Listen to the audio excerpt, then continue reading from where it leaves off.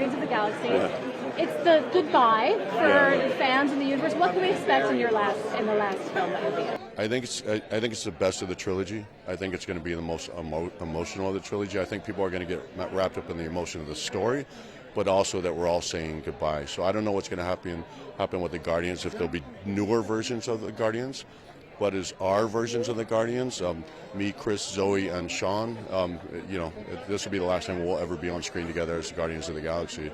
And it's a very bittersweet thing, because Guardians of the Galaxy, it changed my life. It didn't change my career, it changed my life. And the people I worked with over these 10 years they're family to me, and I love them, and I couldn't care about any of them any more if they were my own blood, flesh and blood.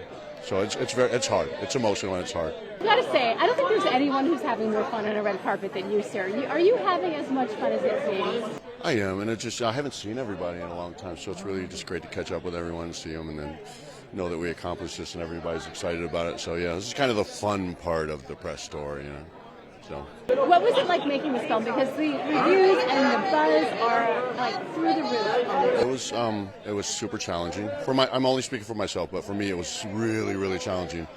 Which is why I accepted the part, which is why I sought after parts like this, which is why I wanted to work with directors like M. Night Shyamalan. But it was really, really challenging, and Night made it even more challenging, which I love him for, because he expected a lot from me. He really respected me as an actor and asked me to do things that only accomplished actors would be able to do, and it made me feel validated in all my choices that I've made throughout my career. But it was challenging. It was hard. It was took a toll on me. It was physically rough. It was mentally, emotionally rough.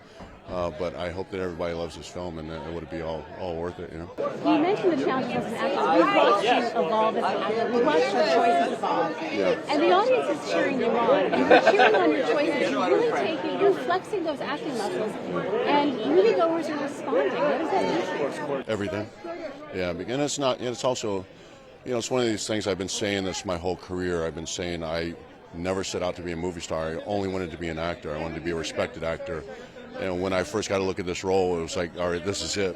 Put up or shut up. So I know that people are about to judge me of whether my statements all along have been true or not. So I put everything I could into this film, which wasn't easy, because I literally had 2 days between Guardians of the Galaxy 3 and starting this film. So I was already kind of worn down, didn't have any time to prepare. But I really trusted completely in Night.